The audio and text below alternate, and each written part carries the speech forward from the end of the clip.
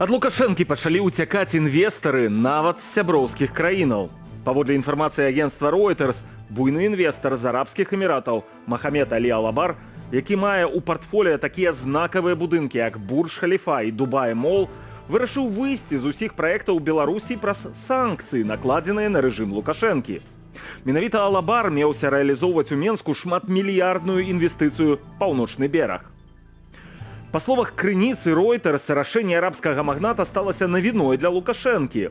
Пікантнасці справы дадае і тое, што замест працы з Лукашэнкам Алабар увайшоў у партнёрства з амерыканцамі, а дакладней з зяцем Дональда Трампа Джэрадам Кушнерам. А вы скажаце, санкцыі не працуюць? Недзе ўсё ж працуюць. Вітаю вас, гэта праграма «Тыдзень» з Ігарам Кулеем, і ў наступныя 1,5 гадзіны вашай увазе. Латарэйны бізнес у Беларусі. Праграма «Тыдзень» атрымала дакументы, з якіх становіцца ясна, колькі прыносіць гэтая дзейнасць і што нітачкі вядуць на самы верх. Не прапусціце. Чысты прыбытак яны трапляюць агульны кацёл кіраўніцтва справамі прэзідэнта, і куды яны там далей размяркоўваюць. Тое, што застаецца вольнае, гэта ўжо, так мовіць, рашэнне належыць да кіраўніка і Лукашэнкі асабіста. Лукашенко пагражае Захаду вайной. На Захадзе кажуць, што ў выпадку пачатку канфлікту знішчаць беларускае войска цягам 3 гадзінаў. На тых палігонах было больш беларускіх генералаў, чым гэтых беларускіх танкаў. У Беларусі малая колькасць тэхнікі, і яна нам не пагражае. Ці буйны бізнес у Беларусі – гэта руская рулетка? Сёння мультимиллионер, а завтра у колонии. Не представляю, как можно в Беларуси с чиновниками договариваться с таких вещах. Так так. Значит, чиновники, они все ведут себя одинаково. Они никаких решений не принимают, никаких предложений. Они только делают доклады. І пачынаем нашае выданне з эксклюзіўнага расследавання. Бадай хоць раз у жыцці кожны з вас спрабаваў сваю ўдачу у якой разыгранцы ці латарэі. Калі шанцуе, цяжка ўтрымацца, каб не паспрабаваць яшчэ. Але ці задумваліся вы, хто, галоўнае, колькі зарабляе на вашым азарце? Мы прыадкрыем таямніцу. Дзякуючы ініцыятыве Белпол маем вялікі масіў дакументаў па беларускіх латарэях. Фінансавыя справаздачы, партнёрскія дамовы ды пагадненні на пазыкі і падтрыманне. Пакрысе будзем распавядаць пра ўсё самае цікавае, а пачнем, канешне ж, з грошаў. Марыля Дакуцька працягне. Пожалуйста, 100 штук только подряд. О! Кто возьмет билетов пачку, тот получит... Водокачку. Мо і не вадакачку, і няма ніякай пэўнасці, што паверне грошы. Затое ў такога гульца ёсць усе шансы падкінуць сваю капейчыну ледзьве не проста ў кішэню Лукашэнкі. Давайце прыгледзімся да папулярнай у Беларусі забавы і да тых, хто стаіць за яскравымі рэкламамі айчынных латарэяў. Дзякуючы ініцыятыве Белпол да нас трапіў архіў з больш як 200 файламі датычнымі беларускіх латарэяў, найбуйнейшай кампаніі ў галіне грашовых разыгранак у Беларусі. У ім і фінансавыя дакументы і справаздачы і дамовы. Выберам самыя цікавыя. Как говорится, не щелкай клювом. Делай ставки и выигрывай. Сталую нішу на латарэйным рынку прадпрыемства займае 25 гадоў. За гэты час беларускія латарэі разрасліся на 2 дзясяткі грашовых разыгранак і шырокую сетку распаўсюду білетаў як уласную, гэтак і партнёрскую. Праз Белпошту, банкі, шапікі ды крамы. У беларускай сістэме склалося пэўнае такое ўяўленне аб латарэях аб тым, што гэта, 100% прыбытковы бізнес, які ў спадчыну дастаўся традыцыі гэтага бізнесу, яны дасталіся з часоў Савецкага Саюзу. Прыносіць гэты бізнес сапраўды нямала. Даход беларускіх латарэяў з году ў год імкліва расце. Калі ў 2018-м выручка кампаніі склала каля 8 мільёнаў рублёў з 80 тысячамі чыстага прыбытку, то ўжо наступным годам беларускія латарэі павялічылі выручку ў 10 разоў. У 2020-м гэтыя паказнікі выраслі да больш як 850 мільёнаў у выручцы. І гэта пры тым, што рэалізацыя папяровых білетаў упарта зніжалася. Але ў 2021-2022 годах кампанія змагла атрымаць ужо каля 2,5 мільярда рублёў. Летась паставілі сабе яшчэ больш амбітныя мэты – зарабіць больш як 6 мільярдаў рублёў. Сакрэтам такога поспеху стала ноу-хау беларускіх латарэяў – онлайн-гульні «Белбет», што прыносіць кампаніі 99,8% доходу. Мы идем искать клад. Нам повезет. Проще начать с Белбет. Для гульні карыстальнікам трэба зарэгістравацца, але выпрабаваць удачу можна і ў дэма-версіі на сайце. Праўда, што прапановы там аднатыпныя, на кшталт аднарукага бандыта. На жаль, на гэты раз не выйшла. А вось другога разу больш за 700 рублёў. Паводле ацэнак самого прадпрыемства, «Белбет» карыстаецца папулярнасцю. Гэтак толькі за леташні верасень было зроблена больш як мільярд ставак на суму амаль 666 мільёнаў рублёў. Выйгрышы склалі 632,5 мільёна. Да распрацоўвання онлайн-гульняў спрычынілася IT-кампанія «Рыдота» на чале з дырэктарам Дмітрыем Швятко. Паводле інфармацыі на іх сайце, яны стварылі больш як 30 гульняў для онлайн-латарэяў. І падавалася б, нічога дзіўнага ў гэтым няма. Мясцовы рэзідэнт парку высокіх тэхналогій стварае праграмнае забеспячэнне для беларускай кампаніі. Вось толькі ў дакументах знаходзім інфармацыю, што «Рыдота» рэарганізаваная з кампаніяй «Сінезіс», дзе Швятко да пэўнага часу таксама быў дырэктарам. Кампанія «Сінезіс» – гэта такі прывіляваны IT-падрядчык беларускіх уладаў, і сталі яны такім прывіляваным падрядчыкам пасля таго, як у гэты бізнес увайшла сям'я Алексіных. Алексей Алексин і ягоная жонка увайшлі ў долю «Сінезіса» і адной з кампаній «Сінезіс Холдинга», і з тых часоў яны пачалі атрымліваць вялікія IT-замовы. Найбольш кампанія «Сінезіс» вядомая праз сваю платформу відэаназірання, што дазваляе аналізаваць запісы і распазнаваць твары людзей. Сістэма Кіпот.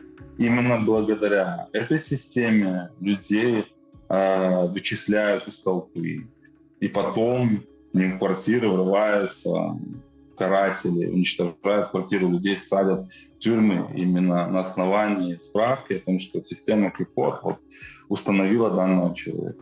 Праз гэта ў снежні 2020 года «Сінезіс» і трапіў пад еўрапейскія санкцыі. Двойчы кампанія беспаспяхова намагалася аспрэчыць абмежаванні праз суды Еўразвязу і Вялікая Брытанія. Затое ў супрацы з беларускімі латарэямі, рэарганізаванай ад «Сінезісу» фірмам, відавочна шанцуе. Бо ўжо дочка «Рыдота», кампанія «Let It Be» развівае і прасоўвае онлайнавую версію папулярнай латарэі «То-Лото». Они используют то, что есть. «Синезис» в этом плане абсолютно подходит. Показали свою преданность, показали свою важность. Они разработали то, что помогает режиму бороться с белорусами. И почему бы ему, вот этому «Синезису», не предложить такую вот рода деятельность, которая будет приносить достаточно большие дивиденды непосредственно как самому «Синезису», так и структурам, которые, скажем так, находятся над ним. Потому что лотерейный бизнес – это достаточно хорошая жилка.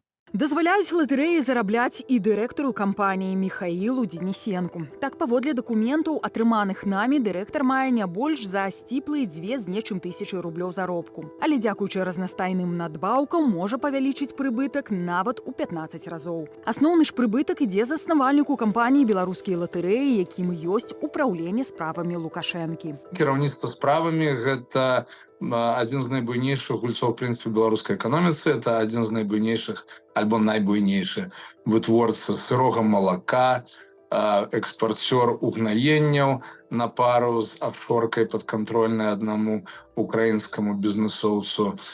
По вялікім рахунку, все, што в беларускай эканоміцы прыносіць грошы, там ёсць, значыць, істотную долю з гэтага аддаецца в прывіляванае карыстанне ўправасправамі Лукашэнкі. Гэта і драўніна, гэта і калій, гэта і нафтапрадукты, гэта, само сабой, кантрабанда. Яшчэ таксама будынкі ў цэнтры Менску, велізарная колькасць, належыць так званаму ГГУ, галоўнае гаспадарчае ўпраўленне ўправасправамі. І калі вам трэба зняць у аренду нейкі будынак на вуліцы Карла Маркса ці яшчэ дзесьці в самым цэнтры Менску, хутчэй за ўсё вы будзеце мець справы з ГГУ. З атрыманага прыбытку кампанія, вядома, плаціць падаткі ў бюджэт. І мяркуючы з дакументаў, пэўная частка сродкаў ідзе на прыродаахоўныя установы, што належаць управленню справамі Лукашэнкі, на спартовыя, у тым ліку параалімпійскія рухі, аказанне сацыяльнай дапамогі ды і іншае. Чысты прыбытак яны трапляюць у агульны кацёл кіраўніцтва справамі прэзідэнта, і куды яны там далей размяркоўваюць. Тое, што застаецца вольнае, гэта ўжо, так мовіць, рашэнне належыць да кіраўніка і Лукашэнкі асабіста. Больш падрабязна пра тое, каго падтрымліваюць прыбыткі ад беларускіх латарэяў, мы распавядзём у наступных выданнях тыдня. Марыля Дакуцька, Белсад. Абавязкова распавядзем. Дарэчы, управленне справамі Лукашэнкі сапраўды з'яўляецца самым вялікім бізнесам у Беларусі. Маштабы гэтага холдынгу нават цяжка сабе ўявіць.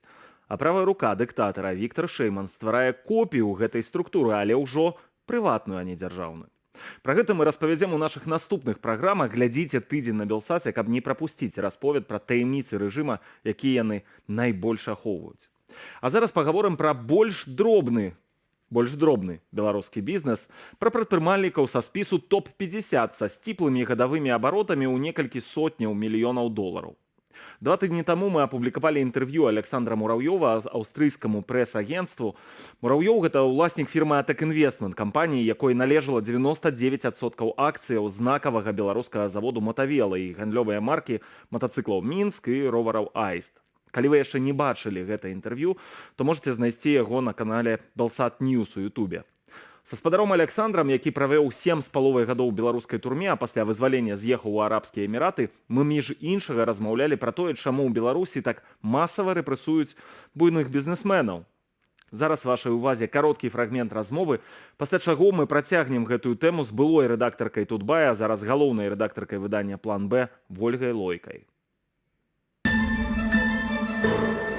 У вас былі нейкія дамоўленасці з кімсьці з міністэрства, з чыноўнікамі, з Лукашэнкам, якія не ўвайшлі ў дамову, якія не публічныя? Значит, после того разговора у меня с Лукашенко встреч не было. Як же не было? У вас в 13-м он приехал до вас? После того, до сделки. То есть вот разговор состоялся в начале 2007 года. А сделка была в августе 2007. Так вот, с разговора до сделки никаких встреч, разговоров, на которых бы возникли какие-либо договоренности, не было. Не с Лукашенко, с чиновниками некими? Я вообще не представляю, как можно в Беларуси с чиновниками договариваться о таких вещах. Это так. Значит, чиновники, они все ведут себя одинаково. Они никаких решений не принимают, никаких предложений, они только делают доклады. Поэтому никаких не было. Атек Холдинг, значит, оценил свой интерес, было внесено предложение. Естественно, красочно, в письмах, одно, потом редакция какая-то, потом еще какие-то. Все эти документы у меня есть. И в какой-то момент, я не помню, летом 2007 года представители Атек Холдинг пригласили на заседание Совета министров, на котором были рассмотрены все предложения других инвесторов, и Атек Холдинг в этом ряду. После этого было озвучено о том, что Атек Холдинг признан внесшим лучшее предложение. Пожалуйста, приступайте к оформлению сделки. За что вас тогда взяли? Навошта им это было? Вот так взяться за вас? Я энергично и профессионально защищал интересы стеклотарной отрасли в условиях неконкурентных тарифов на газ и электричество. И я не просто защищал, я понимал, что столько энергии, капиталов, моих партнеров инвестировано в эти предприятия. И предприятия высочайшего класса по технологии, предприятия высочайшего уровня управления, они правильно встроены в рынок, есть достаточно интересные горизонты дальнейшего их развития, их просто, они умирают. И я знал, кстати, я уже чувствовал интуитивно, что их убьют, а меня назовут кем угодно. И меня сделают крайним. Но это не так меня беспокоило. А меня беспокоило, что умирают предприятия, которые с такой энергией были созданы. Вместе с тем поселком Елизово, в котором я увидел, как как серьезно изменилась жизнь. Она стала такой, она стала нормальной. Не И тому поэтому оттуда пошел конфликт. Все, этот конфликт уже в какую сторону он переходит, не имеет никакого значения. Не тому, что вы им погрожали, яны подумали, вот приходит бизнесмен, вы им сказали, что вы просто закрыте, и тысячи людей застанется без працы, так? Я не сказал, что я закрою, я сказал, что закрытие неизбежно. То есть я могу в носу ковыряться, да? Могу, значит, замок на забор вешать, но если у предприятия поступающие деньги не соответствуют необходимости их тратить, это не может длиться годами. Потому что можно 1 год компенсировать нехватку поступающих денег в виде выручки за товары и услуги кредитами. Но потом кредитор скажет, больше не дам. Можно пытаться акционеров убедить. Но те, с кем я вел переговоры, говорил о том, что, ребята, эта ситуация временная, они говорят, Саш, скажи, как можно инвестировать в предприятие, который несет расходы на газ $340, а в России он стоит 80. Если нам хочется в стеклотарную отрасль инвестировать, мы это будем делать в России. То бок ваше уяўленне аб тым, чаму за вас узяліся і чаму вас, прабачце за такое слово, раскулачылі, гэта тое, што вы былі занадта актыўным бізнесменам, занадта актыўна адстойвалі, а чыноўнікам гэта не падабалася. Я скорее скажу так, я был нормальным, я был обычным, я был таким, каким я должен быть. Потому что бизнесмен, управляющий, который не защищает предприятие, вот он занадто не такой. Он занадто рыхлый, он занадто слабенький, да, он занадто непрофессионал. Я был обычный, я просто делал ту работу, которую обязан бизнесмен делать. І ў студыі тыдня Ольга Лойка, галоўная рэдактарка выдання «План Б», сувядучая праграмы «Чалы эканоміка» на канале Беларускага расследавальніцкага цэнтру, а таксама былая рэдактарка порталу Тутбай. Ольга, добрый вечар. Добрый. Хацеў паразмаўляць з вами пра буйны беларускі бізнес. Нагодаў хапае хіба што апошні кейс гэта справа новага зроку, так, гэтых клінікаў, і заснавальніка Олега Каўрыгіна, яго абвінавачваюць у тым, што ў гэтых клініках выдавалі заробкі ў канвертах. Але ёсць пэўныя падставы таксама лічыць, што адбываецца па сутнасці рэйдарскі захоп гэтага бізнесу. Вось вашае меркаванне, што стаіць за гэтай справай?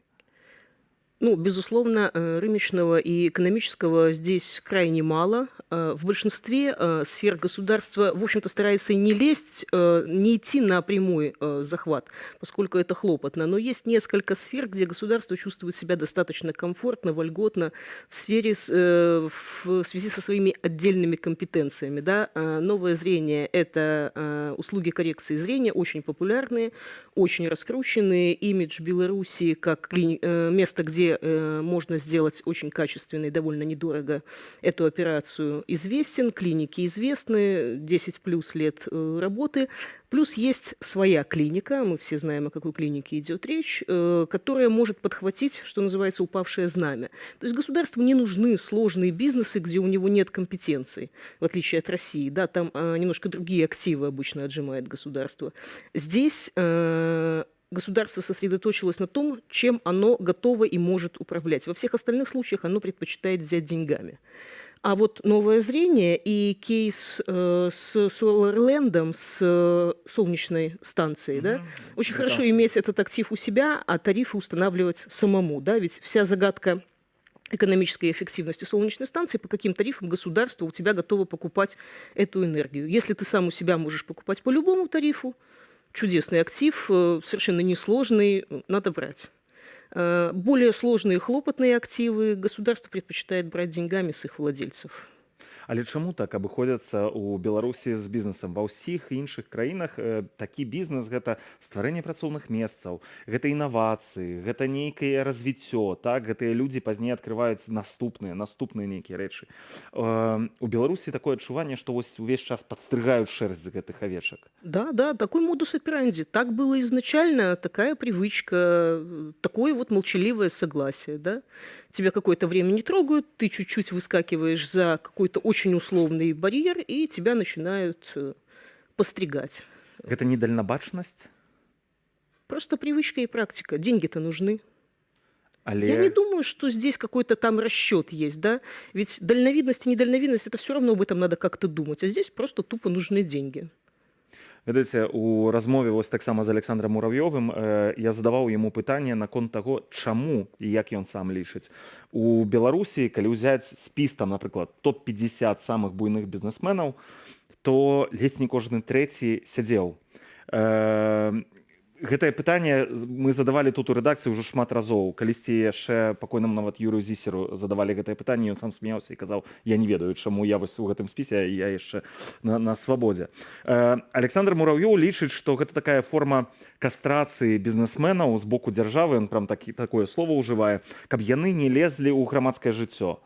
Але мне здаецца, што тут ўсё ж такі не з грамадскім жыццём гэта неяк звязана. Вось на вашу думку, чаму у нас настолькі крымінальны, ну назовем гэта ў двухкосе, крымінальны топ-бізнес? Ну, во-первых, у нас нормальный бизнес, да, обычный, довольно бойкий. Вот я помню Александра Муравьева в суде, да, он смелый, крепкий мужик, который очень активно себя защищал, да. Мы все представляем себе преследование бизнесменов, говорят, вот в Штатах тоже там преследуют бизнесменов, да, что к нам какие-то претензии, нас немножко там покошмарили пару часов, и вот мы уже со своим адвокатом внесли залог, и такие немножко взмыленные выходим, значит, из зала суда, и дальше все продолжается в юридической плоскости.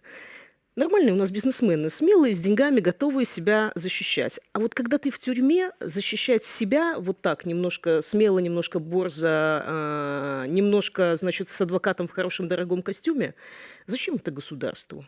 А ты приходишь на встречу со следователем, да, которому там 30-ки нет, и ты такой весь в трениках, немножко помятый, побритый тупым станком, да, и ты не чувствуешь себя уже таким королем жизни, и тебе очень популярно объясняют, что 7+.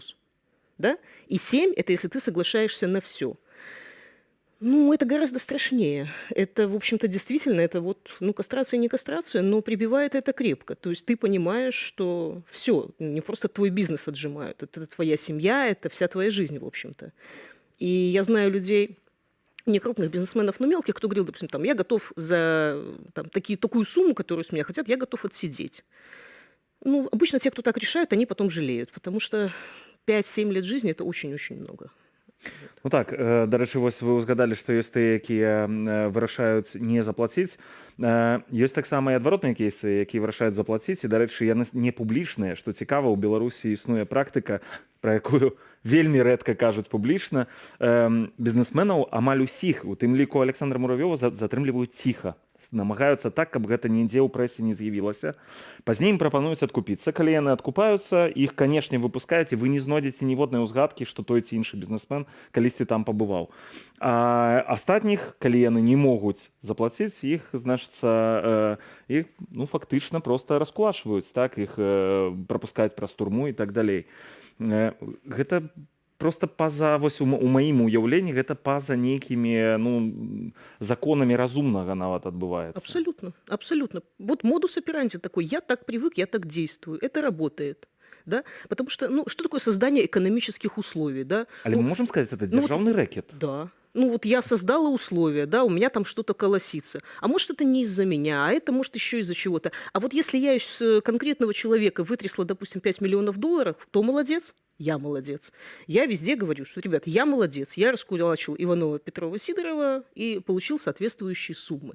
А то, что упущенная выгода от твоих действий, она несопоставима по суммам с тем, что ты отжал, в силу своих скромных интеллектуальных возможностей. То, что тысячи инвесторов не пришли в Беларусь, то, что первое, допустим, вот мы вспоминали 50-ка, ну, из первой 20-ки, наверное, 2 человека, кто живет в Беларуси или ездит в Беларусь. Ну, 3, может быть. Все остальные постепенно уходят, отползают, дистанцируются. И если уже известно о десятке российских форбсов, которые отказались от российских паспортов, то же самое будет с белорусскими. Просто это не быстрый процесс. И не очень публичный, потому что у многих остаются все-таки какие-то активы, остается кто-то из членов семьи в Беларуси и стараются не очень афишировать, пока не дошел уже до последней черты, пока не получил уже выход из гражданства документа. Што кіруе гэтымі людзьмі, вось беларускімі буйнымі бізнесменамі, вось такімі топ-бізнесменамі, калі яны выбіраюць Беларусь як месца, дзе яны будуць развіваць сваю справу? Таму што Гэтыя кейсы яны ж існуюць з самага пачатку з 90-х. Давайте узгадаем, не ведаю, Андрэя Клімова, так, Да. які б уваходзіў у топ, калі я не памыляюся, 20 на пачатку 90-х, там у 95-м годзе бізнесменаў. Вырашыў заняцца палітыкай, яго тут же просто раскулачылі, так. Копейка и до политики не дошел, да, его раскулачили еще до. Худзінаў, тое ж Да. самае, таксама дэпутат 13 склікання, таксама яго раскулачылі, забралі фабрыка, у яго была мясных вырабаў, 300 чалавек працавала.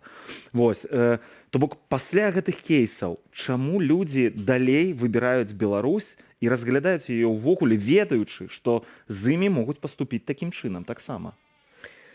Ну, тут, я думаю, несколько факторов. Долги у многих. Это вот если мы, почему в моменте не уходят, да, почему, допустим, после 20-го не ушли. Это ответственность перед людьми, с которыми ты уже завязал проекты.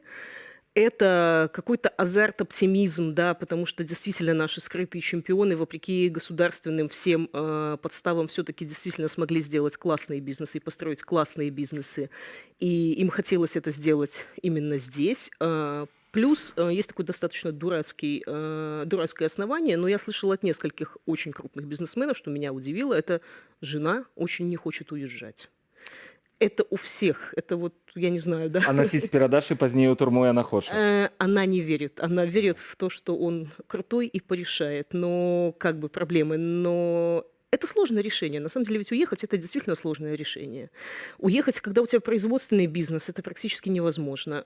Продать его, ну, как бы это огромный комплекс. Это тысячи людей, это кредиты, долги, это обязательства. Это сложно. И люди, там, мне казалось, что уехало, ну, не так много крупных бизнесменов, а потом ты смотришь на двадцатку, и действительно эти все люди не в Беларуси, и в Беларусь уже не ездят. И каждый кейс, что там посадили кого-то из топ-100, все кажется, ну что, ну выпустили, ну вон он ходит довольно. Ребят, он ходит, но еще 5 его дружбанов из этого же топа уехало и больше не поедет никогда. И когда их спрашивают, ну а что, собственно? Ну, потому что был кейс с посадкой вот моего хорошего знакомого. Если его посадили, я понимаю, что посадят и меня в любой момент. А пасля 20-го года, дарэчы, іх свядомасць змянілася, вось гэтай топ там 50 наших бізнесоўцаў, яны неяк гэтыя рызыкі ўспрынялі дадаткова, ці для іх нічога не Ну, памянялася? айтишка вся уехала. Абсолютно. Причем после 20-го, не после 22-го. После 22-го производственный бизнес начал потихоньку уходить, уезжать. Просто это не быстрый процесс, это не в одну минуту. Просто власти немножко не понимают, что процесс не быстрый, но невозвратный. Да? Это вот как точка невозврата. Ты ее пролетел, ну ты же летишь, и визуально все как прежде. Да? Но ситуация поменялась кардинально. То есть физически человек еще может быть в Беларуси, но у него мысленно он уже запустил план «Б». Проблема многих в том, что план «Б» этот создавался до 22 года, и он часто был связан с Россией. Потому что сходный менталитет, потому что там сбытовые структуры, там коллеги, там кредиты, там хорошо относились к белорусским бизнесам. И в 22-м пришлось переформатировать, а все-таки уехать в Россию и уехать на Запад – это немножко разные по масштабу, по сложности, по легализации процессы. Вот, поэтому немножко это сместилось. Но люди едут, люди уезжают. А што за мест? Што вось людзі з'язджаюць, што за мест? Ці у стане рэжым стварыць таксама штосьці сваё? Вось мы толькі што пра латарэі глядзелі сюжэт, там было паказана, што фактычна ўпраўдзеламі Лукашэнкі гэта самы буйны бізнес, самы буйны холдынг у Беларусі, так? Плюс яны паралельна яшчэ ствараюць такі ж прыватны ценевы холдынг. Ён у стане замясціць гэтыя інавацыі, ён у стане быць настолькі ж хуткім прадпрымальніцкім інавацыйным, як і прыватнік? Ну, нет, конечно. Он может заменить участника в понятных ему бизнесах. Да? Все понимают, что такое, допустим, молочный бизнес. Да? И тут все примерно ясно. Да? Надо дешево купить сырье, качественно переработать эффективно. Как продать, мы примерно понимаем. Да? Как бороться с ценами, с конкуренцией, это все прозрачно и понятно. Но сложная айтишка, сложные технологические бизнесы, ну, я думаю, что это крайне маловероятно. Сложная фарма, допустим, вся. Почти вся она была или частная, или отжата участника. Ну, то есть тут своего, ну, вот, дрожжи молочное сделать, это вот примерно потолок инновационности.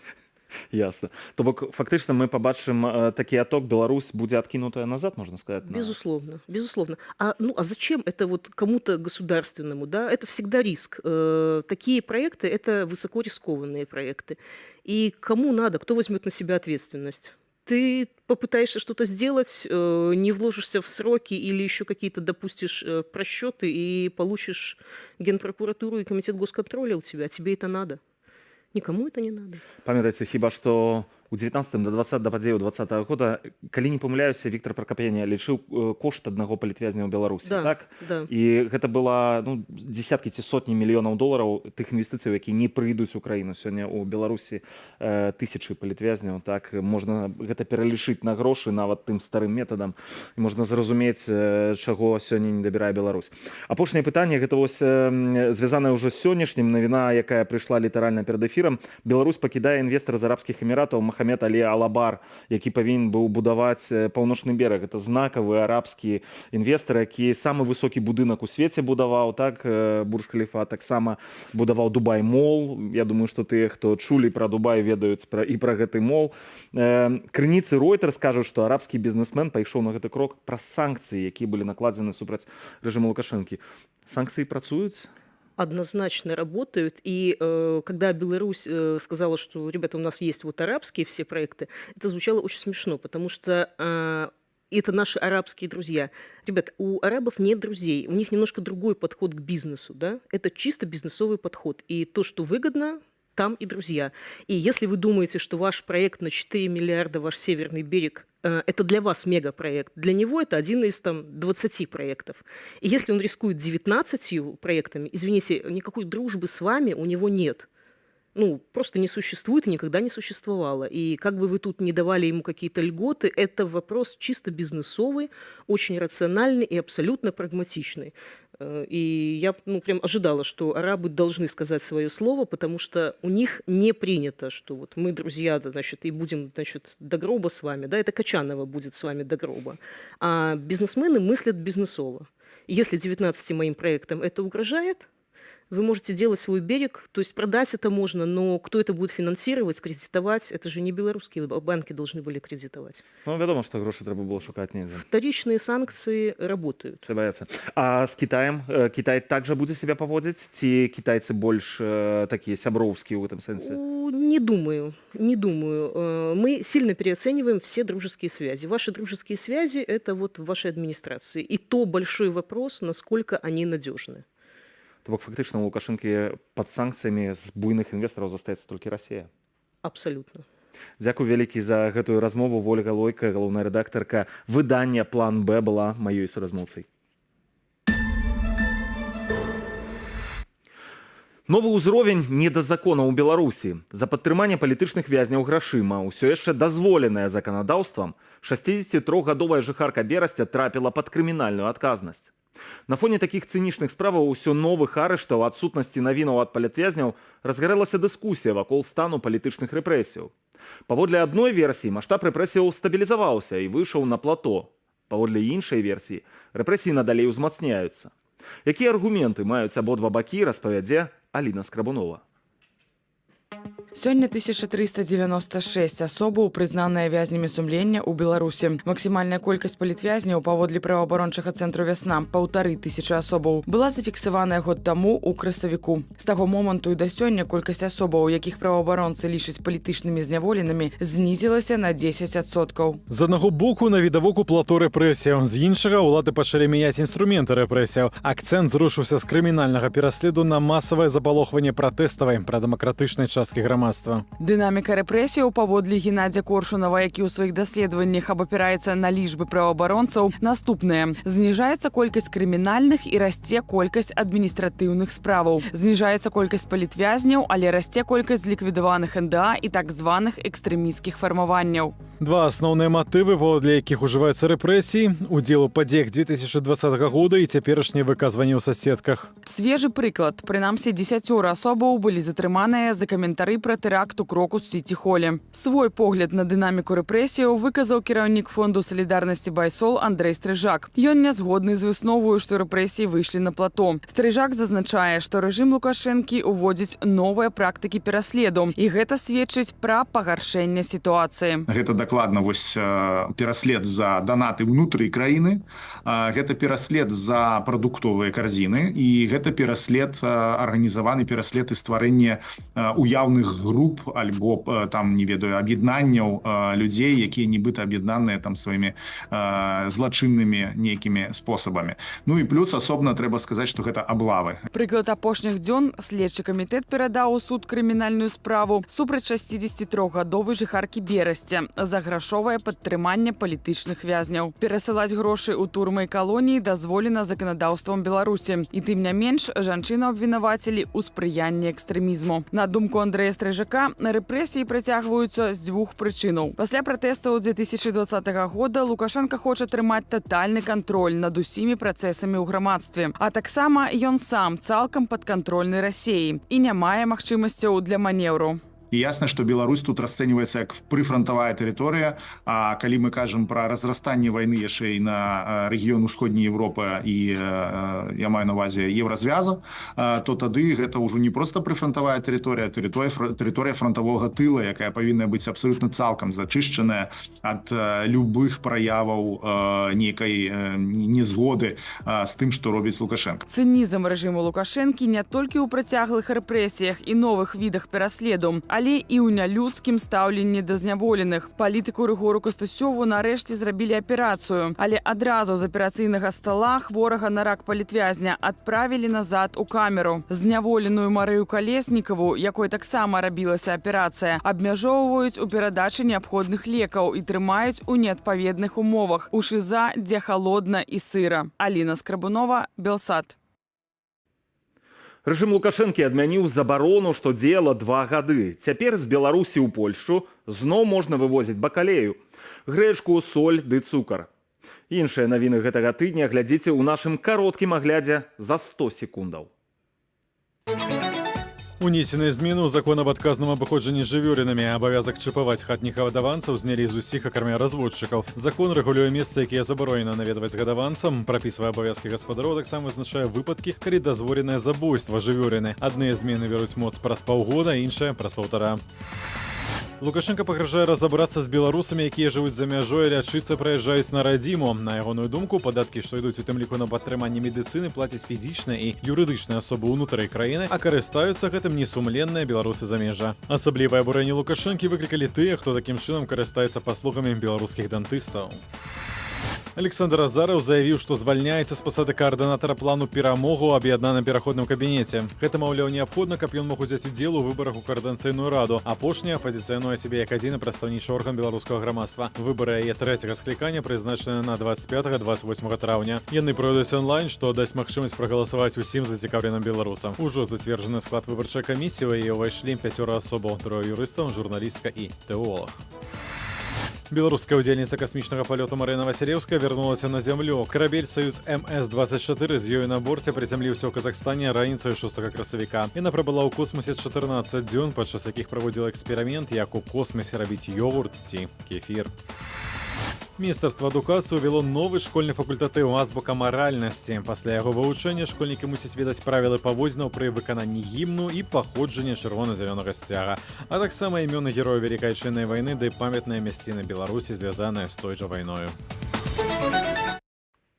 А мы працягваем. Гэта тыдзень з Ігарам Кулеем. Не пераключайцеся, бо наперадзе. Патаемныя атакі на супрацоўнікаў амерыканскіх спецслужбаў. Расія парушыла правілы гульні, прынятыя ў свеце шпіянажу. Напады адбываюцца нават у Вільні і Варшаве. Такого масштаба агрессии прямой в отношении американцев со стороны России не было не то, что за последние годы, а не было никогда, потому что не было во время холодной войны тоже. Так что я думаю, что нас ждет очень серьезная политическая реакция.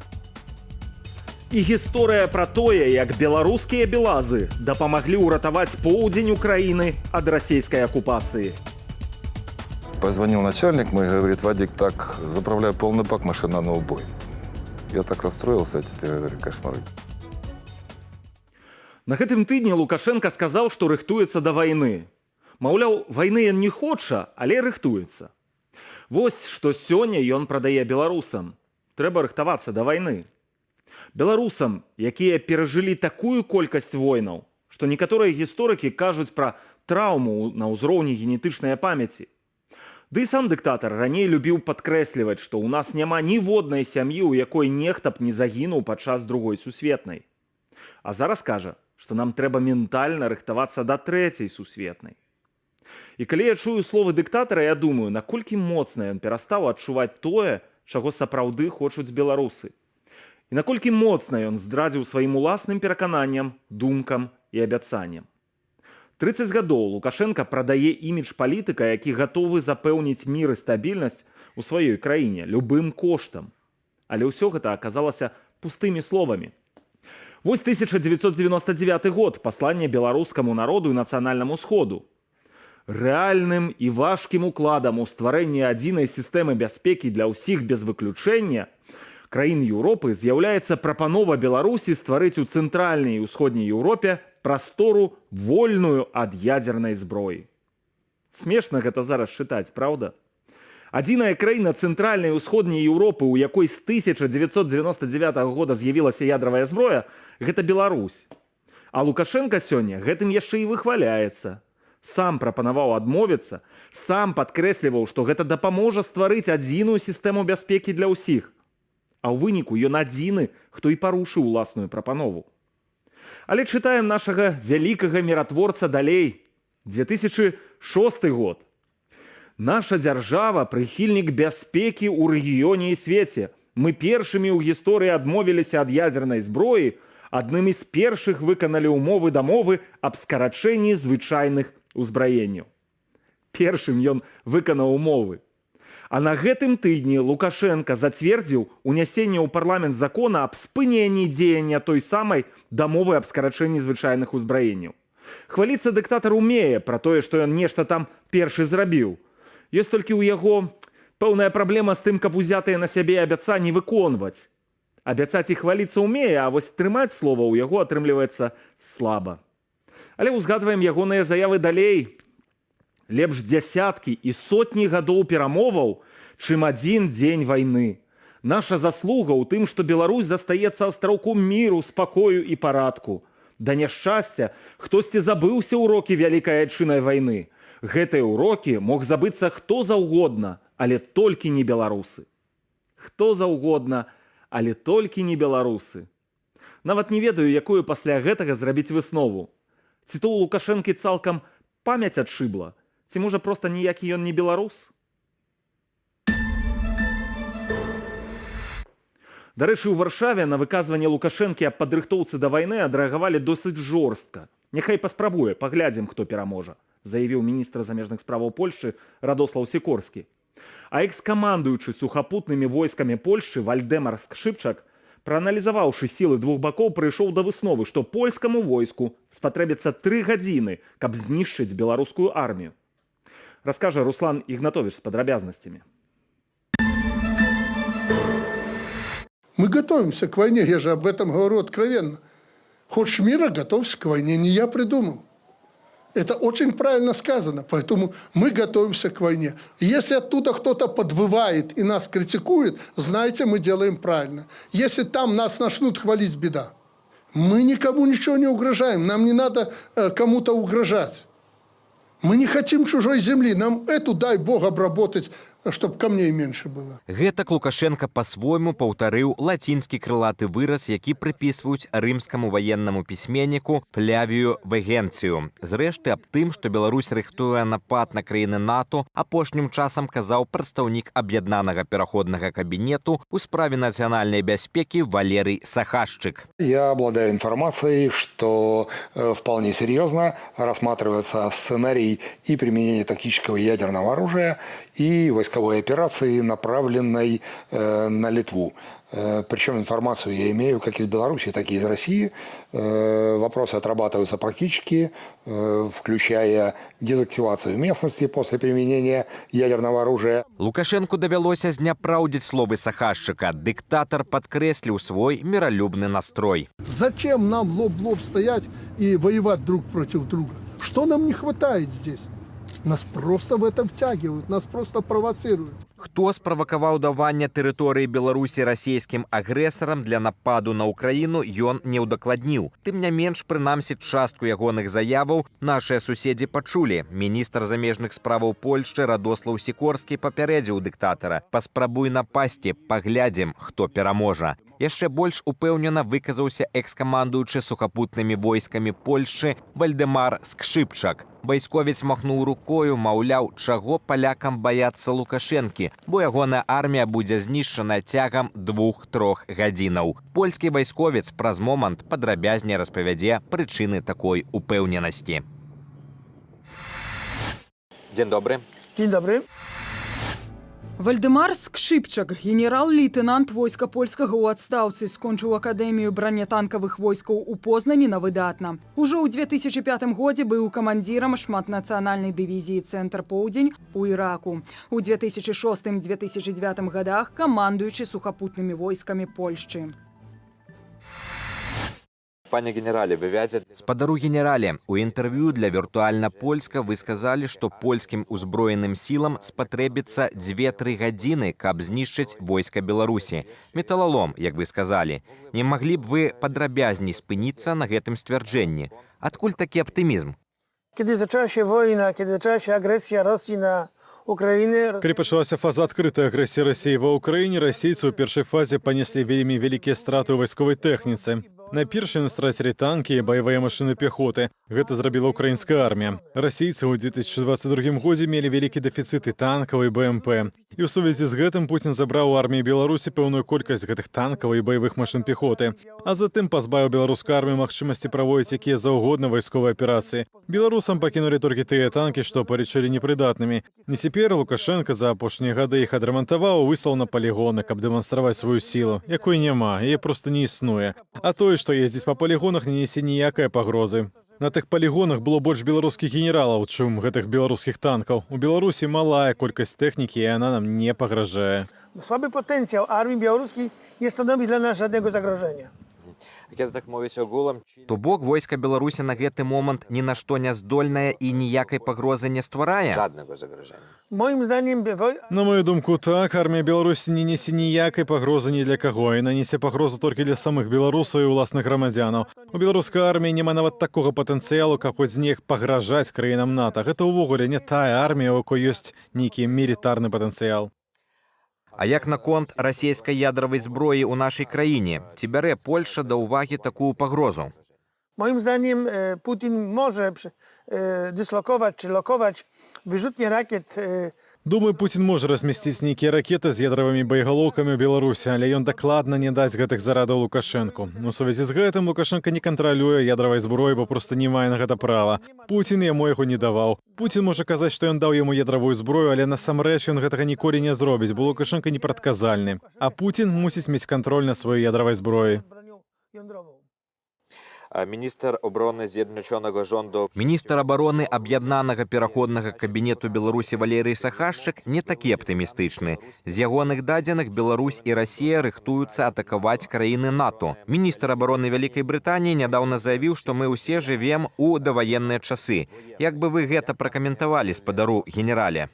To prawdą jest, że rzeczywiście żyjemy w czasach przedwojnia, w czasach przedwojennych. Гэта праўда, мы жывем перад вайной у даваенныя часы. Гэты час павінен нас прымусіць падрыхтавацца да такой вайны. Але пры гэтым я думаю, што вялікай вайны яшчэ доўга не будзе, бо расійская армія проста не гатовая да яе. Яна загразла ў вайне ва Ўкраіне. І як мы можам пабачыць за амаль 3 гады, гэтая магутная армія амаль нічога не можа зрабіць з украінскім войскам, якое лічыцца куды слабейшым. З чым мусіць пачаць такую вайну Расія і Беларусь супраць НАТО? НАТО мае пэўныя перавагі, напрыклад, перавагу колькасную, тэхналагічную, эканамічную. Калі б такая вайна вайна пачалася, напахавае расійскую імперыю. Імперыя Пуціна проста распадзецца. Таму я мяркую, што цяпер няма ніводнай пагрозы канвенцыйнай вайны з боку Расіі. Расія мае свае ўнутраныя праблемы. Расія не можа справіцца з Украіною. Расія не мае такога патэнцыялу, які пагражаў бы НАТО. I Rosja, moim zdaniem, nie dysponuje takim potencjałem, który by NATO zagrażał. Перайдзем да польскага боку. Якія змены адбыліся ў польскім войску з пачатку адкрытай агрэсіі Расіі супраць Украіны? Znaczy, przede wszystkim zostały uruchomione duże programy zbrojeniowe. Сярод іншага адбылася вялікая праграма пераўзбраення. Ніколі ў гісторыі Польшчы мы не мелі такой вялікай, разнастайнай сучаснай праграмы. Урад прызначыў 4% ад валавога ўнутранага прадукту на рыхтаванне арміі, на ўзбраенне войска і ягоную мадэрнізацыю. І гэтыя мадэрнізацыйныя працэсы дагэтуль трываюць. Я думаю, што ўжо праз 3-5 гадоў мы будзем мець яшчэ болей магчымасцяў. Праблемай застаецца для польскай арміі пытанне, як падрыхтаваць жаўнераў да розных выклікаў. Мы маем танкі, самалёты, розную іншую тэхніку, але таксама мы мусім мець падрыхтаваных жаўнераў. У сувязі з гэтым цяпер галоўны напрамак мусіць быць скіраваны на падрыхтоўку персаналу. Główny wysiłek powinien być skierowany na przygotowanie żołnierzy. У 2022 годзе шмат казалі пра справаздачу чыноўніка Міністэрства абароны Польшчы пад кіраўніцтвам Антонія Мацярэвіча. Паводле гэтай справаздачы, заснаванай на адкрытых і сакрэтных дадзеных за 2012-2020 гады, баявой і мабілізацыйнай гатовасці ўзброеных сілаў Польшчы не існуе. Як вы гэта пракаментуеце? To, że nie istnieje, to jest daleko idące, nieuzasadnione sformułowanie. Тое, што яе не існуе, неабгрунтаванае сцвярджэнне. Усе сістэмы патрабуюць дапрацоўвання і мадэрнізацыі, вайсковага абсталявання, асабліва цяпер, калі мы шмат танкаў і іншага абсталявання перадалі ўкраіне, якая змагаецца. Таму мы мусім гэтае абсталяванне папоўніць. Гэта працэс, які патрабуе часу. Гэта па-першае. А па-другое, мы збіраем і навучаем асабовы рэзерв. Гэта таксама працэс, што будзе ісці некалькі гадоў. Таму, на маю думку, на сёння у нас ёсць патэнцыял, але не такі, які мае быць. Ale jeszcze nie taki, jaki być powinien. Nad tym pracujemy. Прывядзём больш свежыя дадзеныя. У канцы мінулага года сацыялагічнае даследаванне «Ібрыс» на замову газеты «Жэчпасполіта» паказала, што толькі 15% палякаў гатовыя бараніць сваю краіну ў выпадку нападу Расіі. Гэтыя лічбы не выклікаюць у вас трывогі? Budzą niepokój oczywiście, ale okazuje się, że wszystkie kraje europejskie mają ten sam problem. Так, натуральна, гэта выклікае непакой, але з такой праблемай сутыкаюцца ўсе еўрапейскія краіны. І Украіна з Беларусю і Расіяй таксама. Першы складнік гэтага дэмаграфічная праблема. Проста не стае людзей для войска. Яшчэ пытанне сацыялагічнае. А людзі не жадаюць паміраць, не хочуць змагацца, не хочуць ісці ваяваць. Гэта таксама тычыцца ўсіх, а Украіна тут ёсць найлепшым прыкладам. Мне падаецца, што цяпер гэта адказнасць урадаў. Менавіта ўрады еўрапейскіх краінаў мусяць пайсці на такія захады, якія пераканаюць грамадзянаў у тым, што варта бараніць уласны край. Гэта падаецца даволі відавочным. Я ўсё ж лічу, што такія пытанні не адлюстроўваюць рэальнага стану рэчаў. Лічу, што куды болей грамадзянаў былі бы гатовыя бараніць сваю радзіму. Sondaże, one nie oddają rzeczywistego stanu i uważam, że na pewno więcej obywateli chciałoby bronić swojej ojczyzny niż podają to sondaże. Зразумела, Польша не баіцца пагрозы з Беларусі. А што наконт Расіі? У вас не раз былі выпадкі парушэння паветранай прасторы Польшчы расійскімі ракетамі. Ці ўпэўненыя вы на 100%, што НАТО хутка і аднагалосна пачне абараняць Польшчу? No właśnie, to jest pytanie do NATO. А гэта ўжо пытанне ўласна для НАТО. Чаму Альянс пакуль не зрабіў нічога ў абароне нашай супольнай мяжы? Нагадаю, што наша ўсходняя мяжа – гэта ўсходняя мяжа ўсяго НАТО. Альянс мусіў бы размясціць свае сістэмы назірання і абароны нашай мяжы. Гэта выклік не толькі для Польшчы, але і для ўсяго НАТО, каб гэтыя расійскія ракеты да нас без перашкодаў не прыляталі. На ваш погляд, ці не зменіцца сітуацыя ў лістападзе гэтага года, калі Дональд Трамп раптам пераможа дастаткова ўпэўнена? Ці бачыце вы пагрозу ў магчымай адмове ЗША ад падтрымання альянсу? Trumpa my znamy, bo znaliśmy go jak był prezydentem.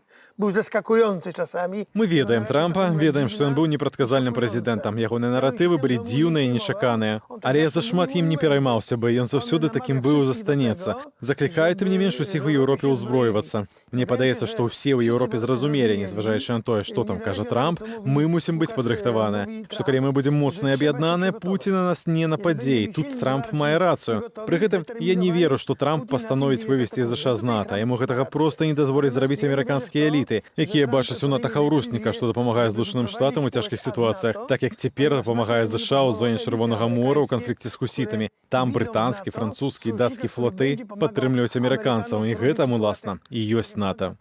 I to jest właśnie NATO. Дзякуй вам за гэтую размову. Ja dziękuję І вам bardzo дзякуй. za rozmowę. Свет спецслужбаў складаны і заблытаны. Усё там падпарадкоўваецца своеасаблівай логіцы. Звычайныя законы не працуюць. Аднак паводле адмыслоўцаў правілы там усё ж ёсць. Найчасцей не пісаныя, а выпрацаваныя дзесяцігоддзямі. Ёсць і свая этыка. Напрыклад, не забіваць і не калечыць агентаў і службоўцаў іншай дзяржавы. Прынамсі, калі вашыя краіны не ваююць паміж сабой. Выглядае, аднак, што расейцы і тут адзначыліся. Улады ЗША атрымалі каля 1500 скаргаў ад патэнцыйных ахвяраў, пацярпелых па ўсім свеце, ад Еўропы да краінаў Паўднёва-ўсходняй Азіі і Паўднёвай Амерыкі. Ува ўсіх ахвяраў адныя тыя ж сімптомы, і ўсе яны дзяржслужбоўцы ЗША. У першую чаргу прадстаўнікі спецыяльных службаў, дыпламаты і чыноўнікі Пентагону. З боку Злучаных Штатаў пакуль моцнай афіцыйнай рэакцыі няма, але ўсё можа змяніцца пасля міжнароднага журналісцкага расследавання, што выйшла на гэтым тыдні. Падрабязней у матэрыяле Уладзіслава Корсака. Спадарства, за маімі плячыма амбасада ЗША ў Варшаве. Ніякай надзвычайнай аховы не відаць, але будзьце пэўныя, амерыканскія дыпламатычныя прадстаўніцтвы як тут, так і ў розных краінах свету маюць вельмі сур'ёзныя захады бяспекі. Вядома, ахоўваюць і працаўнікоў амбасадаў. Падавалася б, кадравыя дыпламаты і прадстаўнікі амерыканскай выведкі мусяць пачуваць сябе абсалютна спакойна. Але выглядае, што расійскія агенты пагражаюць ім нават у сяброўскіх для ЗША краінах. Нават тут, у польскай сталіцы. Размова пра так званы гаванскі сіндром. Расследаванне журналістаў The Insider, 60 Minutes і Der Spiegel кажа пра магчымасць пачатку сапраўдных шпіёнскіх войнаў. Гаванскі сіндром атрымаў сваю назву пасля інцыдэнту 2016 года ў сталіцы Кубы. 26 працаўнікоў амерыканскай амбасады адначасова адчулі галавакружэнне, моцныя мігрэні, млоснасць, праблемы са слыхам, канцэнтрацыяй і ўтрыманнем раўнавагі. Проста унутры майго вуха. Здавалася, быццам дантыст свідруе нешта унутры майго вуха. Гэта быў высокачастотны металічны гук. Я ледзь утрымалася на нагах. У расследаванні сцвярджаецца, першы такі выпадак адбыўся на 2 гады раней у Франкфурце на Майне. Там сімптомы ўзніклі ў шэрагу працаўнікоў консульства ЗША. Напярэдадні адзін з пацярпелых бачыў невядомага, які фатаграфаваў зону каля дыпмісіі. Пазней на здымках, паказаных рэпарцёрамі інсайдеру, пацярпелы апазнае ў невядомым агента расійскага ГРУ Ягора Гардзіенку. Гэта ён. У мяне цяпер мурашкі па скуры, калі я гляджу на гэты здымак. Агулам пацярпела мноства амерыканскіх дзяржаўных службоўцаў ува ўсім свеце. Вядома, што шэраг скалечаных агентаў цэнтральнага выведнага кіраўніцтва ЗША працаваў на расійскім кірунку. Расследавальнікі сцвярджаюць, гаванскі сіндром – вынік выкарыстання расійскай сакрэтнай зброі. Прынцып яе дзеяння ў накіраваным мікрахвалевым імпульсе, які пашкоджвае нейроны галаўнога мозгу і стымулюе ўнутранае вуха. Журналісты сачылі за перамяшчэннямі агентаў расійскага ГРУ з часткі 29155 па свеце і выяўлялі пэўныя заканамернасці.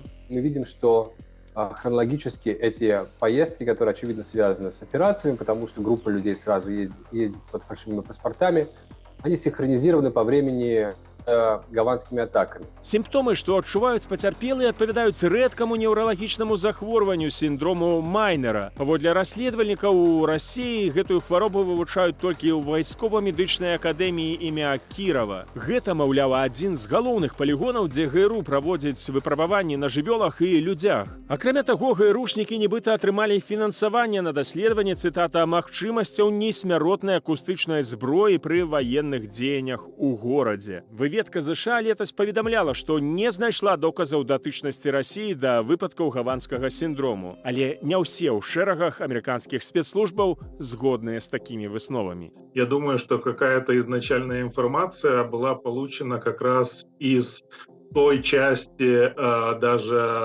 американских спецслужб, которые недовольны вот политической позицией, что это все скрывают и или просто им не дает права ответить на такие вот нарушения. Адзін з нядаўніх выпадкаў гаванскага сіндрому зафіксаваны падчас саміту НАТО ў Вільні. Адпаведныя сімптомы адчуў высокопоставленный работник Министерства обороны США. В множестве случаев эти нападения совпадали с визитами американскими. Это как бы, какой-то сигнал. То есть они раз за разом дают какой-то сигнал, что вот мы опять здесь. Ну и вот это в Вильнюсе это был последний случай, когда вот такой сигнал подали. То есть, все говорили, что Вильнюс это самое как бы защищенное место в мире в те дни были. Вот они показали, что вот мы здесь. Вядома, што прынамсі аднойчы такая атака мела месца і ў Варшаве. Это был офицер ЦРУ в данном случае.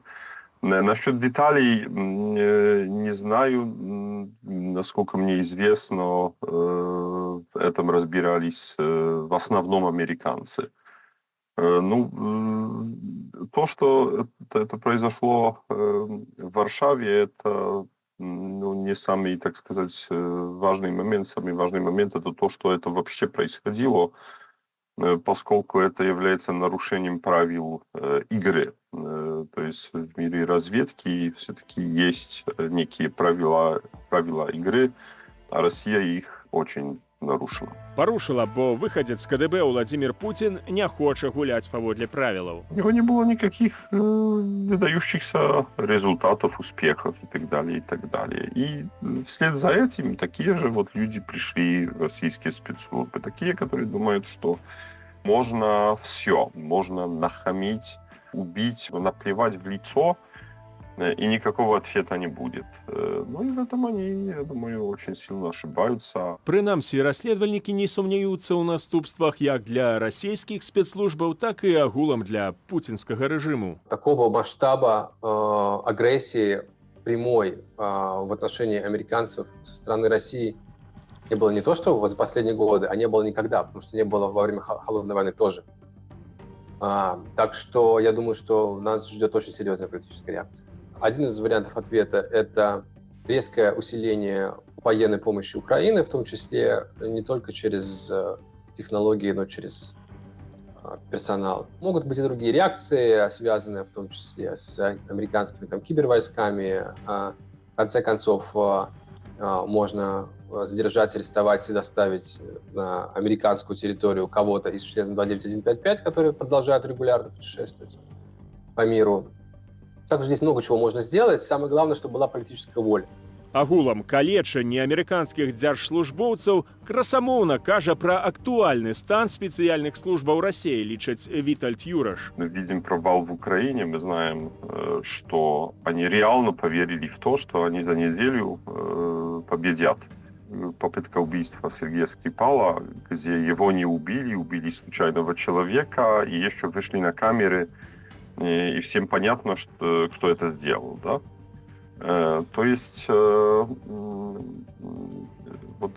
гаванский синдром — это часть, это символ, на самом деле, разрушения российских спецслужб, а не успехов российских спецслужб. Мы как мученики попадем в рай, они просто здохнут! Прэс-сакратар Путіна Дмітрий Пяскоў назваў усю гісторыю з датычнасцю России да выпадкаў гаванскага сіндрому не больш чым беспадстаўнымі і галаслоўнымі абвінавачваннямі. Уладзіслаў Корсак, Белсат. На Вашингтон! На Вашингтон! На Вашингтон! На Вашингтон! А зараз пераносімся ва ўкраіну да беларускіх добраахвотнікаў, што змагаюцца супраць расійскай агрэсіі. Навіны палка імя Кастуся Каліноўскага вашай увазе. Вітаю! Вы глядзіце чарговы выпуск навін палка Каліноўскага. Мінаметчыкі батальёна «Волат» працягвалі працу па цэлях. На дадзены момант часткавая ро батальёна знаходзіцца на ратацыі, другая частка на курсах. Параненыя ВР знаходзяцца на лікаванні і рэабілітацыі. Мінулыя тыдні мінамётчыкі батальёна Літвін наносілі агнявыя ўдары па выкрытым пазіцыям ворага, узводнаму апорнаму пункту, накрылі дом з варожымі аператарамі FPV, прыкрывалі нашу пяхоту. Падраздзяленне агнявой падтрымкі батальёна утрымлівала нулявыя пазіцыі. ВПЛА Літвіна праводзіла аэравыведку і карэкціроўку працы артылерыі. На дадзены момант ВР батальёна знаходзяцца на ратацыі. Палкавое ВПЛА імя Мікіты Краўцова працягвала выконваць аэравыведку, карэкціроўку артылерыі і FPV-дронаў. Мінамётны разлік адпрацоўваў па цэлях. Група ВПЛА выявіла тэхніку і жывую сілу ворага. Скарэктавалі FPV-дрон сумежнікаў, у выніку удараў тэхніка пашкоджана, страты ворага пацверджаны. Таксама ВПЛА выявіла некалькі груп варожай жывой сілы. Перадалі каардынаты і скарэктавалі свой разлік FPV. У выніку удараў вораг панёс страты 300-мі, па 200-х інфармацыя удакладняецца. На дадзены момант ВР палкавога ВПЛА знаходзяцца на курсах. Медыкі батальёна Волат і Літвін на мінулых тыднях працягвалі аказваць падтрымку баявым групам. Зараз яны знаходзяцца на ратацыі. ВР падраздзялення «Касцюшка» зараз знаходзіцца на ратацыі і навучанні. Полк Каліноўскага паведамляе, што пры выкананні адной з баявых задач загінулі 2 ВР батальёна Волат.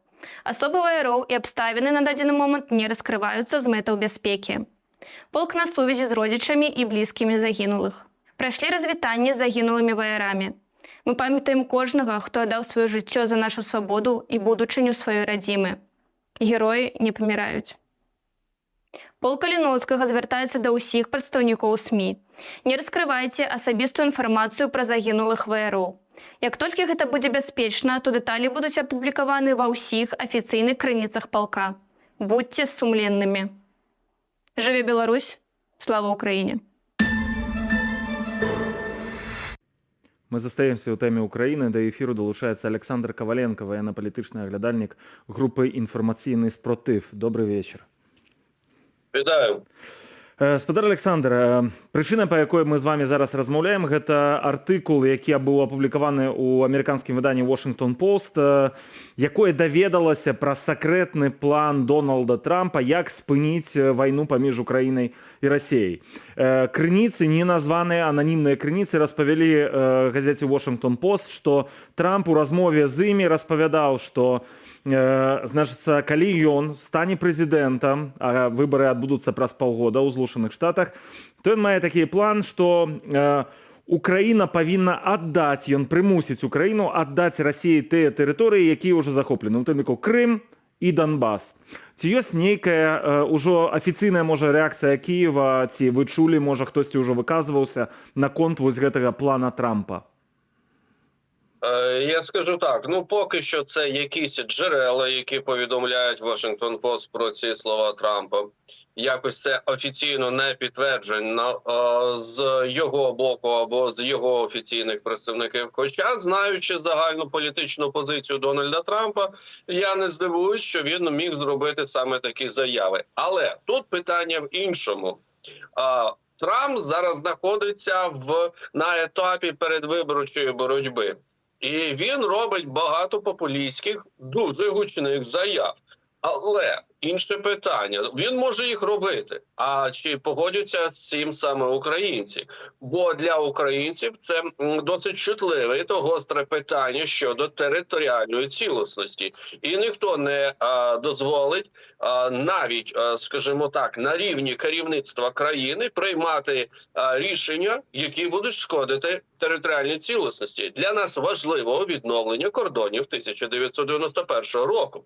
А Дональду Трампу треба було б все ж таки вивчити краще історію і дізнатися про те, що будь-які невирішені питання територіальні, на прикладі Північної та Південної Кореї, можуть завершитися тим, що саме невирішене питання потім може перерости в щось більше та глобальне. Наприклад, як диктатор Кім Чен Ін вже фактично ядерною балістичною зброєю, міжконтинентальною балістичною зброєю. Те ж саме невирішене питання, яке залишилось з Іраном. Воно також вже переросло в щось більше, з чим фактично в Червоному морі та в Персидському заливі не можуть впоратись США.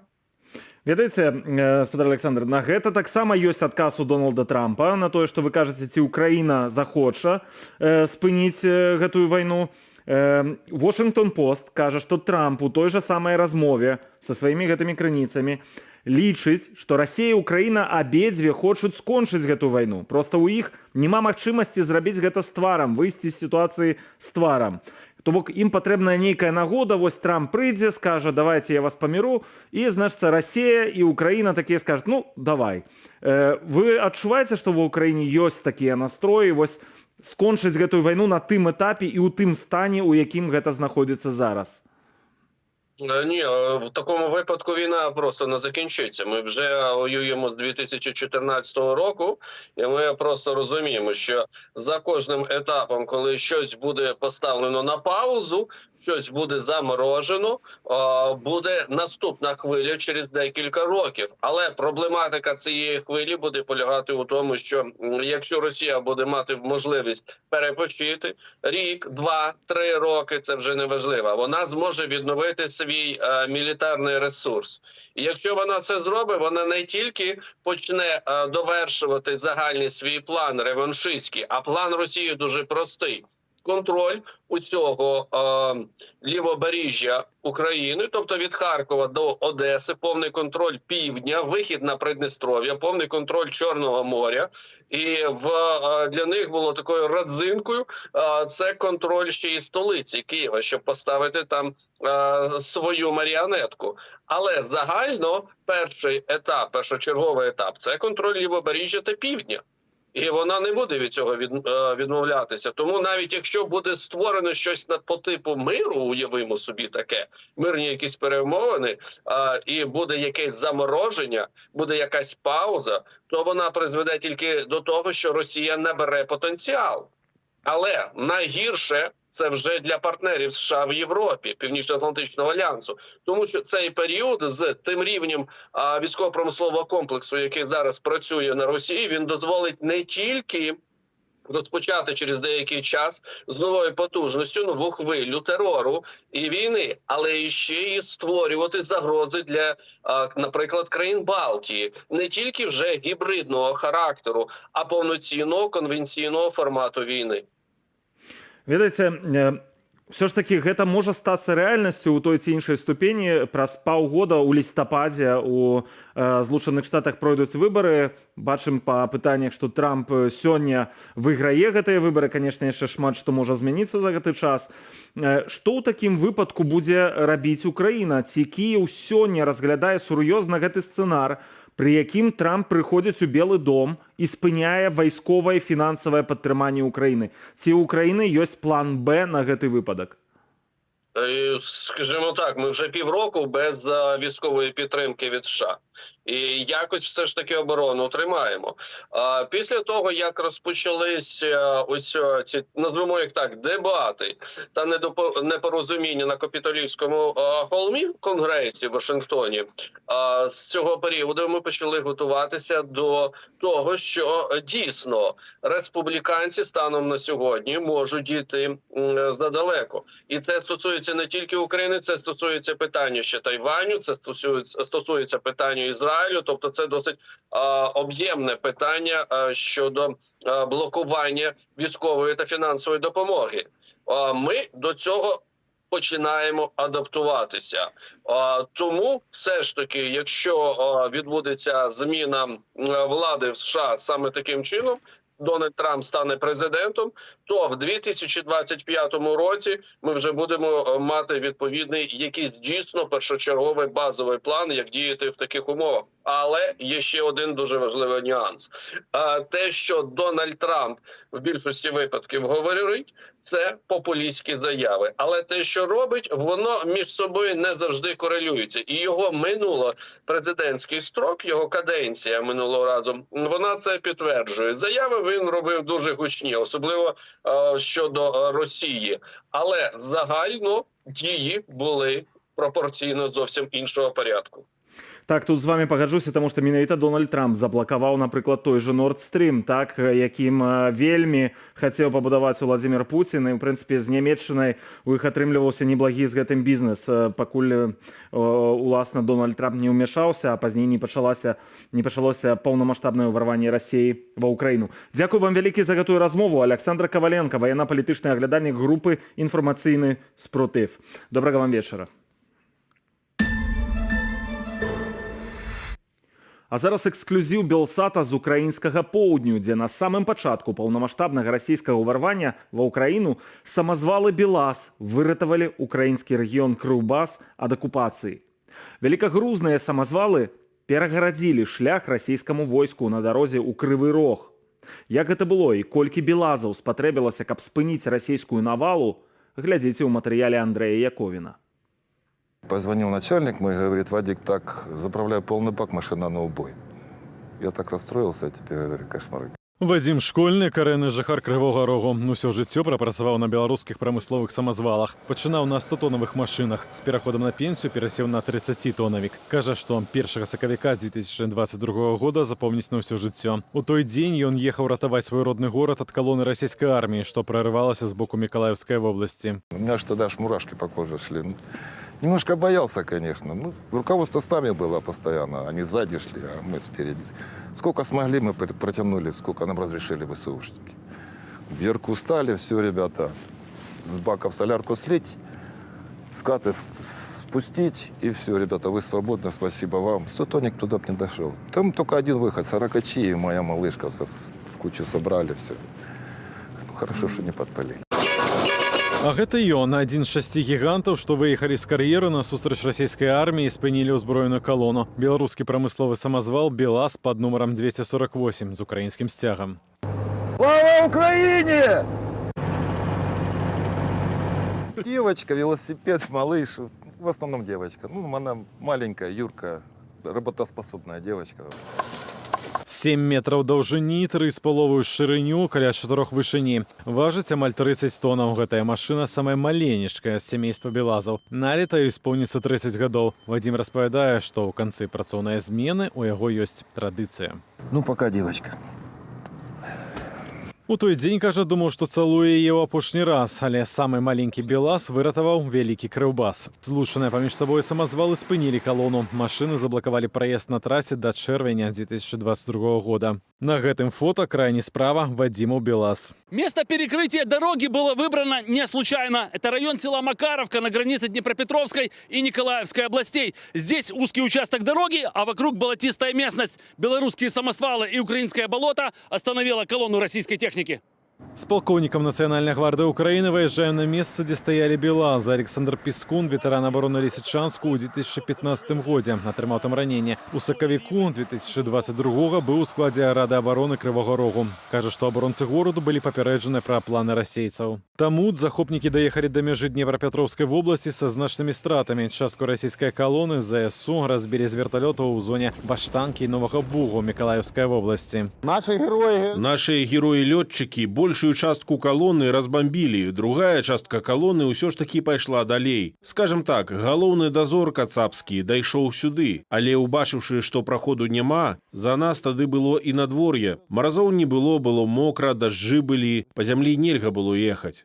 Атакамі з паветра па калоне расійскага войска Рада обороны Крывога Рога выйграла час. Пакуль украінскія лётчыкі бамбавалі тэхніку, пастанавілі, што закрываць шлях рэшткам калоны будуць з тым, з чым асацыюецца Крыўбасаўскі рэгіён гіганцкай прамысловай тэхнікай. Думка прыйшла, што трэба нешта цяжкае і нерухомае. Калі мы гаворым пра гіганта, то першае, што прыходзіць у галаву, гэта БелАЗ. Гэта і ёсць гігант. Белсат на самом маленьком БелАЗе. Но именно этот БелАЗ остановил вторую армию мира на пути в Кривой Рог. БелАЗы простояли на Миколаевской трассе 4 месяца. 5 з 6 машин были эвакуяваны спецтранспортом. Вадиму БелАЗ выстаяў у сутычцы з расійскім войскам. Пасля ўсіх падзеяў завёлся и доехал у родный кар'ер. 6 машин моя, только одна девочка своим ходом дошла. Мы с начальником подсуетились, тут 4 часа мы с ней суетились. То там побежала, то там побежала. Правда, скаты долго качал. Не, компрессор качал. Мое дело подсоединить все. сделали своим ходом. Крываросскія горноўзбагачальныя камбінаты, ГОКі, якіх называюць на Крыўбасе, выкарыстоўваюць беларускія самазвалы як асноўную великагрузную тэхніку для транспартавання руды. З пачаткам поўнамаштабнага ўварвання Крывы Рог разарваў больш як паўвекавыя адносіны з беларускім горадам-пабрацімам Жодзінам, дзе белазы і вырабляюцца. В течение больше чем 50 лет одним из самых ключевых партнеров для Кривого Рога был город Жодино в Беларуси. Но в результате объективно террористической политики Лукашенко мы полностью прервали отношения с этим городом. Сессия городского совета разорвала партнерские отношения с городом. А наши предприятия прекратили контракты на поставку оборудования из Беларуси. То есть в результате Беларусь еще потеряла там десятки миллионов долларов, которые мы давали этому городу. Старыя машыны, якія цяпер працуюць у кар'ерах, стануць донарамі для больш новых белазаў. Новыя самазвалы крываросскія горноўзбагачальныя камбінаты плануюць закупляць у японскіх і амерыканскіх вытворцаў великагрузнай тэхнікі. Андрей Яковін, Віктор Ляўчук, Усевалад Шлыкаў, Белсат. А мы працягваем выданне навінамі са сферы бізнесу і эканомікі. Александр Кнырович распавядзе пра новыя беларускія электрамабілі, заробкі лекараў у 10 000 рублёў і каўбасу, якую цяпер робіць Менскі аўтазавод. Атмасфера на Белсаце зразумела і з іроніяй.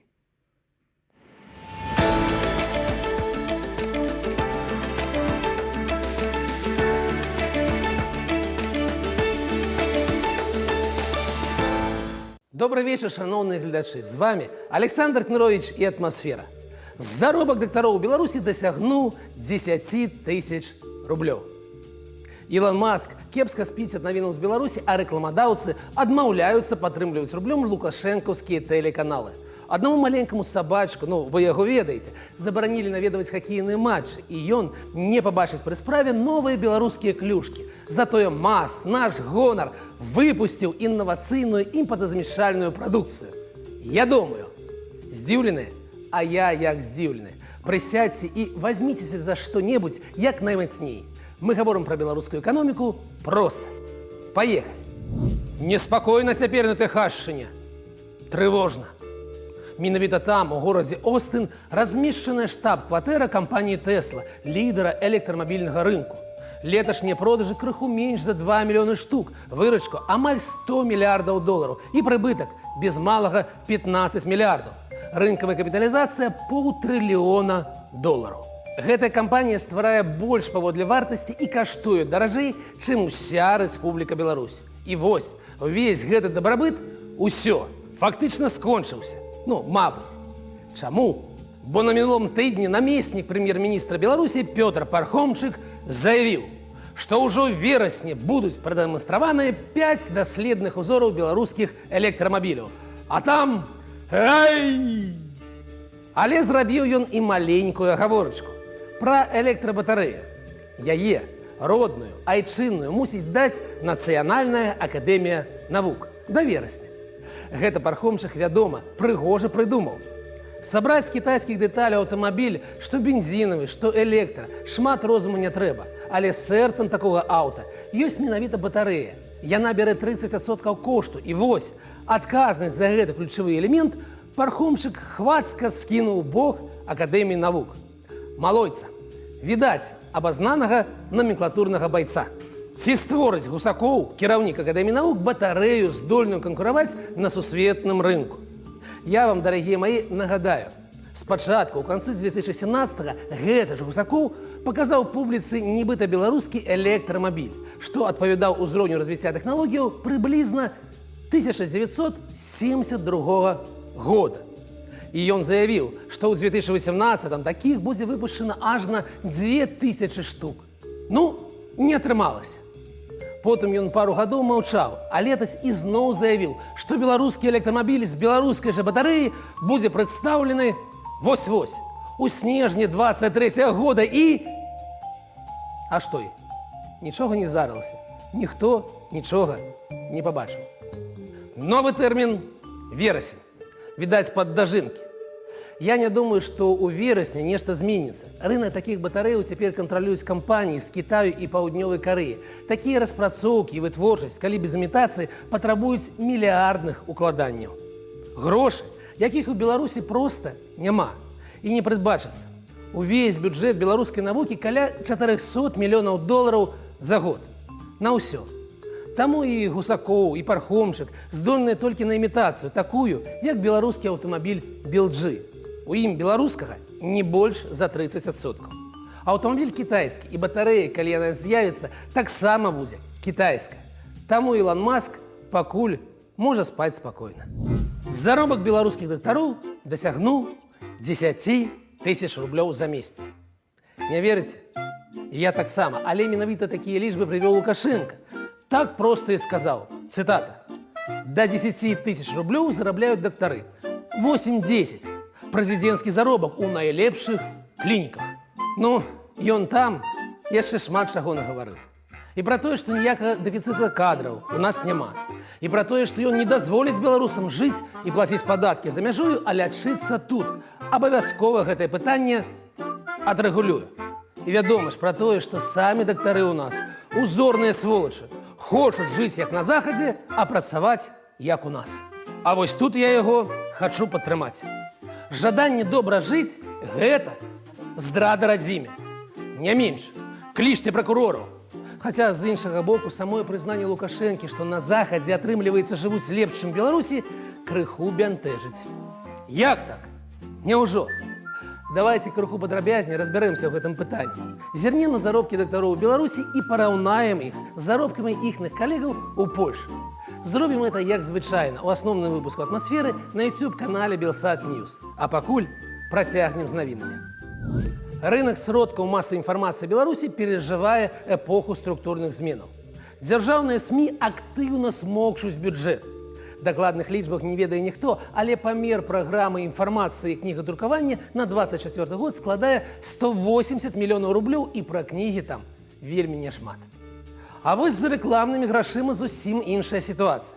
Так, паводле звестак Асацыяцыі рэкламных арганізацыяў, з 200 мільёнаў рублёў рэкламных бюджэтаў у 23 годзе на тэлебачанні прыйшлося толькі 4-я частка. На радыё 10-я. А хто ж у нас пераможца? Больш як палову, 110 мільёнаў, атрымалі інтэрнэт-рэсурсы. І гэта не Белта, не савецкая Беларусь і не Менская Праўда. Гэтую ж выснову пра смерць класічнага тэлебачання пацвярджае і цалкам дзяржаўнае сацыялагічнае пытанне. Там чорным па белым напісана, што дзяржаўнае тэлебачанне ёсць крыніцу інфармацыі толькі для 22% беларусаў. Да чаго гэта я? У Беларусі ёсць частка грамадзянаў 25-30% з савецка-расейскай ментальнасцю. Яны глядзяць тэлевізар і падтрымліваюць Лукашэнку. Але іх меншасць. І гэта відаць з лічбаў. 3/4 беларусаў нармальныя, сучасныя людзі. Лукашэнкаўскі тэлевізар і не ўключаюць. Ну і наша сталая рубрика «Качанова». Тут мяне сёння проста парвала на шматкі. Я не ведаў, каго абраць. Глядзіце самі. МАЗ освоил выпуск инновационной импортозамещальной колбасы. Открутите назад и переглядите опошние 5 секунд. Не, вам не подалося. МАЗ – колбаса. Вось яна. Што ў ёй імпартазамяшчальнага? Ну як жа? Яна чамусьці называецца «Мілано». Я разумею, што у вас шмат пытанняў, але прашу накіроўваць іх проста на завод.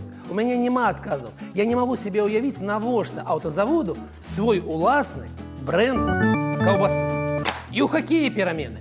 Міністэрства спорту на 30-м годзе развіцця хакею ў краіне задумалася, а чаго гэта мы клюшкі за мяжой купляем?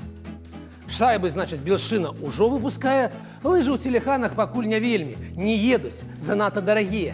Цяпер вось тэрмінова спатрэбілася імпартазамясціць клюшкі.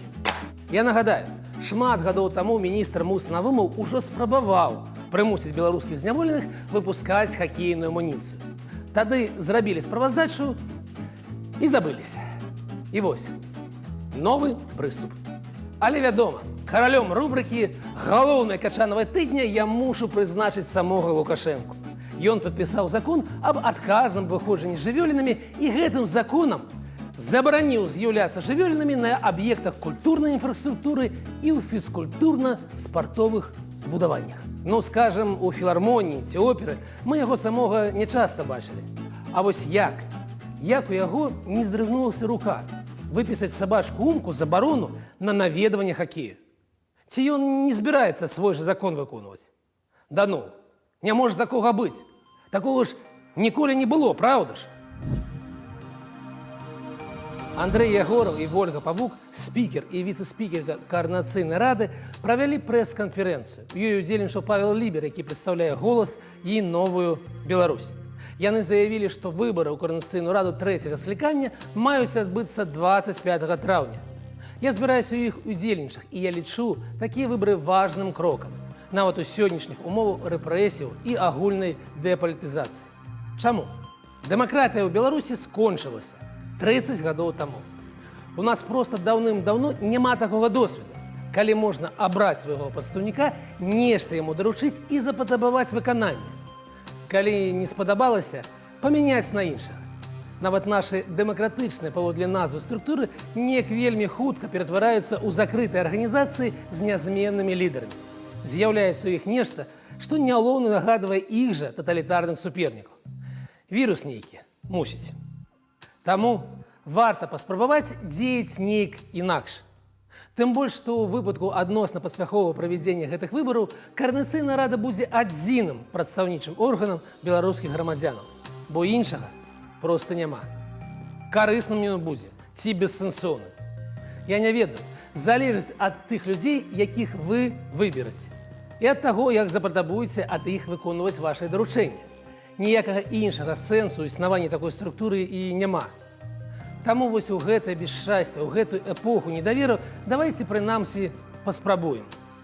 А калі не атрымаецца, пераробім і паспрабуем яшчэ раз. Да таго часу, пакуль не атрымаецца. Такая сёння атмасфера. З вами быў Александр Кнырович. Убачымся праз тыдзень.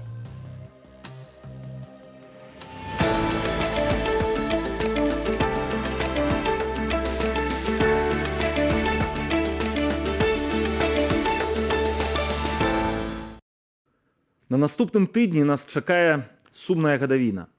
29 гадоў таму ў Беларусі адбыўся дзяржаўны пераварот. І па сутнасці ад таго моманту можна пачаць адлік дыктатуры Лукашэнкі.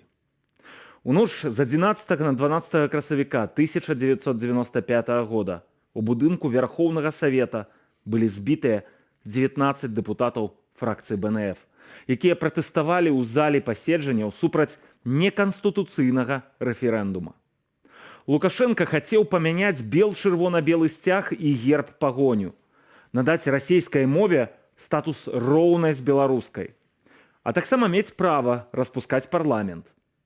Дзеля таго, каб правесці рэферэндум, яму была патрэбная падтрымка парламенту. А калі большасць дэпутатаў прагаласавала супраць, Лукашенко сказаў, што правядзе яго без згоды народных абраннікаў. Але справа была больш складаная. Пытанне роўнасці расійскай мовы да беларускай увогуле нельга было выносіць.